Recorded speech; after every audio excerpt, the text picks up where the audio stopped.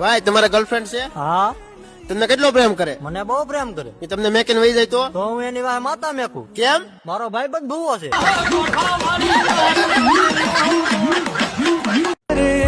ભાઈ તમારા ગર્લફ્રેન્ડ